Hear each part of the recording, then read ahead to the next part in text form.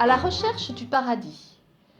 Nous allons suivre, pour cheminer vers ce paradis, Mohammed I, puis Mohammed II. En effet, la racine du nom Mohammed en araméen est Het, Mem, Dalet, ce qui signifie désirer, être l'objet du désir. Quel est le lien avec le paradis? Regardons cette image où Isaïe contemple Mohammed I, c'est-à-dire Aïssa, et Mohammed II. L'un sur l'ânesse, l'autre sur la chamelle. Ce passage se transfère du premier désiré au second désiré, se fait bien par la prophétie d'Isaïe. Pourquoi la chamelle d'Allah est-elle si importante dans le Coran? Le mot chamelle dans le Coran est nakat. Nakat en araméen signifie brebis. Brebis, sacrifice, libation. Offrir en sacrifice, offrande du sacrifice. Donc, cette nakat qui est présente dans le Coran, sourate 11, nous dit « Laissez la chamelle d'Allah envoyée en signe de Dieu. Laissez-la paître à travers toute la terre. Les mécréants, enfin ils dans le Coran, la tuèrent et purent jouir encore dans leur demeure durant 3 jours. » Nous voyons bien que ces paroles silibines travaillent du matériau biblique et des symboles bibliques. Les 3 jours, la naket ou chamel en arabe, mais brebis en araméen, montrent bien le transfert d'image et le transfert typologique qui s'effectue entre ces deux désirés à travers le regard d'Ésaïe. Comment peut-on voir encore ce transfert à travers la parole d'Ésaïe? Jésus dit sur la croix, « Tout est accompli ». Tout est accompli, ce fut sa 6e parole. 6e parole, accomplissement de la parole d'Isaïe par rapport au salut du monde. Donc Jésus, le béni, le désiré sur la croix, peut accomplir en araméen même, shin, lomad, même, qui signifie accomplir, achever, parachever, livrer, être livré. Donc Jésus est livré, donc on retrouve les racines araméennes du mot accomplir, qui va donner l'origine au mot islam, dans cette parole d'Isaïe d'accomplissement, accomplissement revendiqué et effectué par Jésus-Christ sur la croix.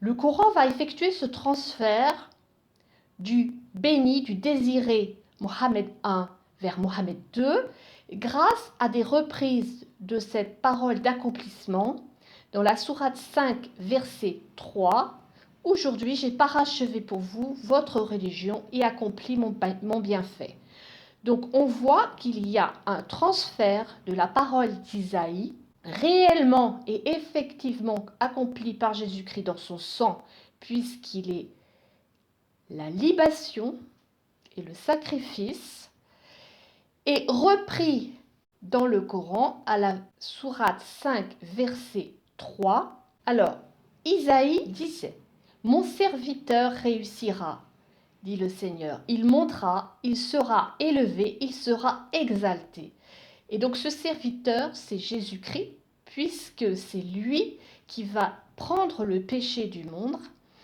sur ses épaules. La multitude était consternée en le voyant, car il était défiguré, ne ressemblait plus à un homme. C'est lui qui s'est dépouillé de lui-même jusqu'à la mort. Il a été compté avec les pécheurs, alors qu'il portait le péché des multitudes et intercédait pour les pécheurs. Donc cette parole d'Isaïe 52 et 53 est proclamée par Jésus.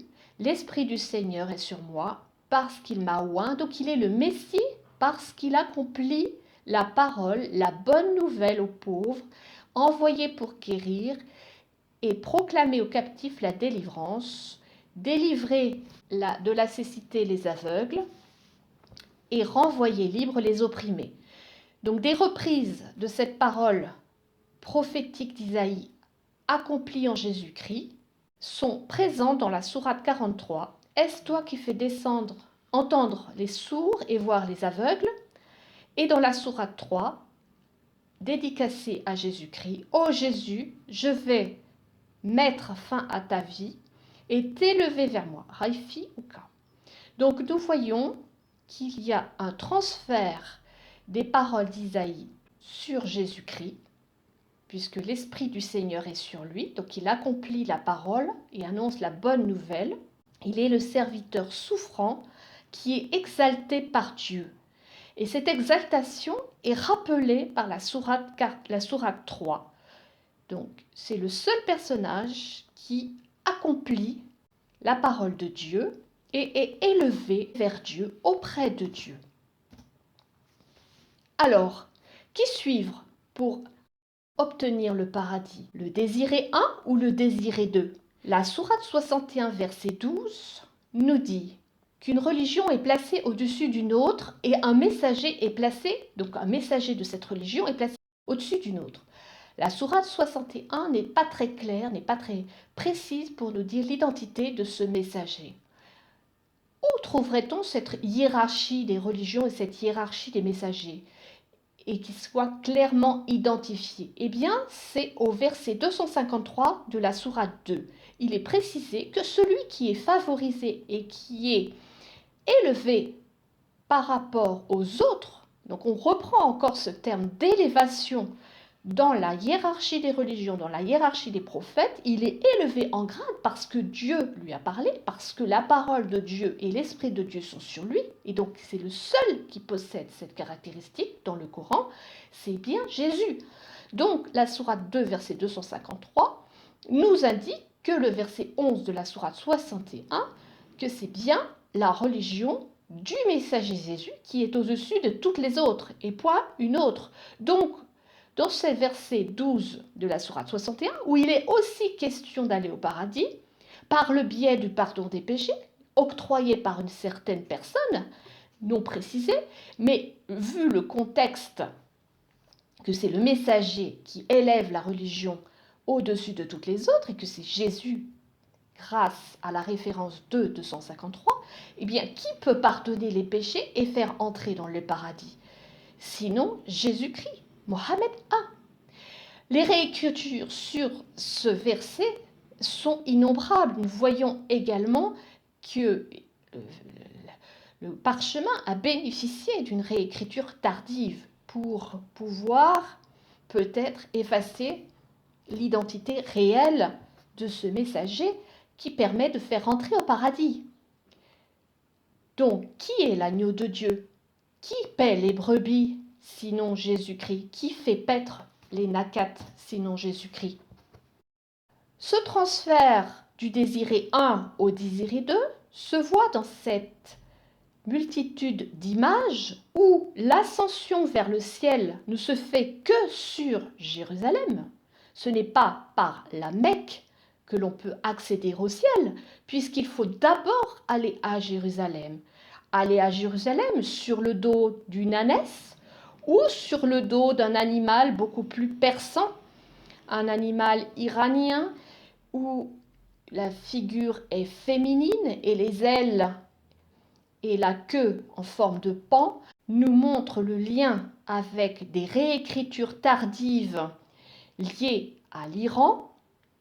Donc cette image où Bourak possède une couronne de grand prêtre et cette Bourak est entourée de petits anges, nous montre encore l'antiquité de ce personnage qui est le désiré de Dieu et qui est Jésus-Christ et non pas Mohammed. Toutes ces confirmations seront présentes dans la sourate 43, Al-Zukhruf, qui signifie l'ornement ou l'écarlate. Alors cette sourate est très belle puisqu'elle nous dit, lorsque l'on cite l'exemple du fils de Marie, Il était serviteur venu avec la sagesse, comblé de bienfaits, exemple pour les fils d'Israël. Il sera un signe de l'heure. Et quand Jésus apporta les preuves, il dit « Obéissez-moi ». Donc la sourate 43 nous montre que bien que le désiré un, le bien-aimé un, le Mohammed un, c'est bien Jésus-Christ auquel il faut obéir et qui est porteur de cette écarlate, signe de sa messianité. Donc toute la sourate 43 porte le titre écarlate, donc un terme qui est araméen et qui se retrouve uniquement dans la Péchita de Matthieu, verset 28 du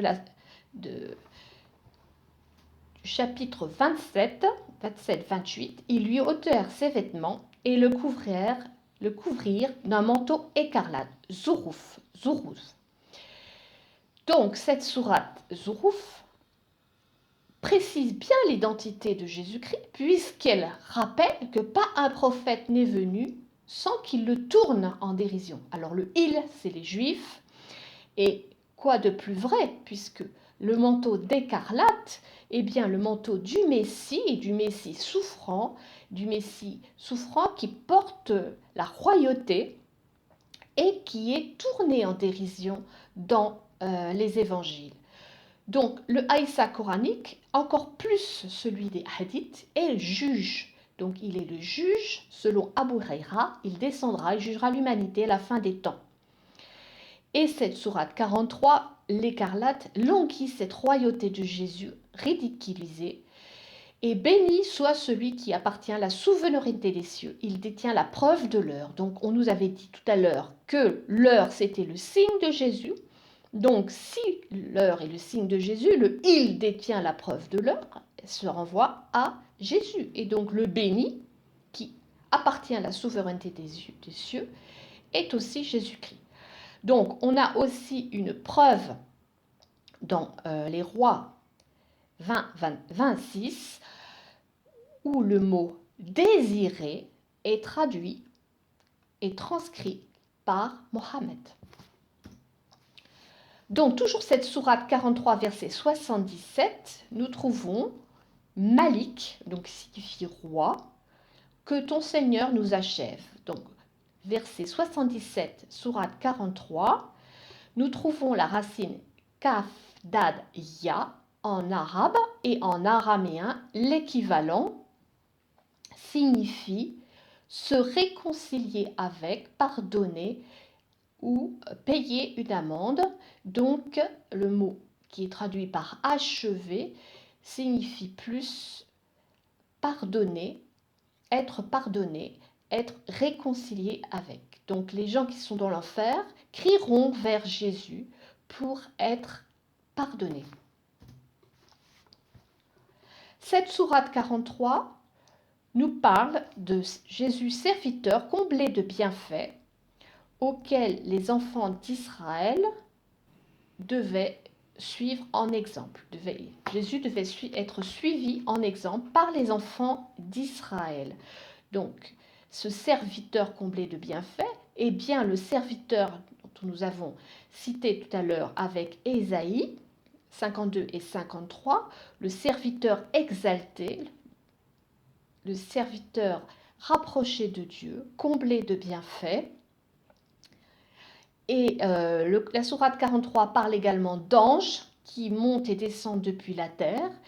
Et nous retrouvons dans le Saint Jean qui décrit la passion de Jésus-Christ. En vérité, vous verrez désormais le ciel ouvert et les anges de Dieu monter et descendre sur le Fils de l'homme. Donc si on met à part les interpolations et les réécritures sur les codex coraniques qui sont multiples, nous voyons bien que la trame est restée, la trame d'un Jésus exalté près de Dieu, que Dieu aurait pu monter aux cieux avec les anges. Et le verset 157 de la sourate 4 ne nie pas la crucifixion de Jésus, ne nie pas sa mort sur la croix, mais nie la proclamation des Juifs à prétendre être les responsables de cette mort du Christ, fils de Marie, Rasulallah. Donc, c'est les Juifs qui sont maudits à cause de leurs paroles et non pas une négation de la crucifixion. Enfin, nous parlerons du verset 19 de la sourate 72 qui est très énigmatique parce qu'il comporte un mot, kama, qui n'est pas traduit correctement par les commentateurs. Alors, les commentateurs traduisent: quand le serviteur d'Allah s'est mis debout pour l'invoquer, ils faillirent se ruer en masse sur lui. Bon, ça n'a vraiment aucun sens. Nous pouvons l'écouter en arabe. أن المساجد لله فلا تدعوا مع الله أحدا وأنه لما قام عبد الله يدعوه كادوا يكونون عليه لبدا قل إنما أدعو ربي ولا أشرك به أحدا قل إني. La racine kam signifie ressusciter, se lever des morts. Et l'autre mot énigmatique qui est difficilement traduisible par les philologues, l'ibada, et selon les philologues comme Luxembourg, devrait être lu comme hebada, c'est-à-dire en araméen adorer, puisque en araméen le aïn et le lamed sont proches et s'écrivent quasiment de la même façon. Simplement, on peut regarder la différence ici entre ces deux lettres. Donc, on rappelle que le serviteur d'Allah, c'est bien Jésus-Christ. Comme le dit le dôme du rocher, le serviteur d'Allah, c'est Jésus-Christ. Alors, lorsque l'on traduit grâce à cet éclaircissement, après que l'esclave de Dieu fut relevé des morts, les gens l'adorèrent. Donc c'est beaucoup plus clair par rapport aux deux versets, verset 18 et verset 20, puisque le verset 20 reprenait ce sens logique de réfutation d'adoration de la part de Jésus. Je n'invoque que mon Seigneur. Donc en fait Jésus se dédie de cette adoration en la sourate 20, en verset 20. Donc c'est logique par rapport au verset 19. Et le verset 18 de la sourate 72 parlait bien des masjids, donc des lieux de prosternation, qui sont consacrés à Allah.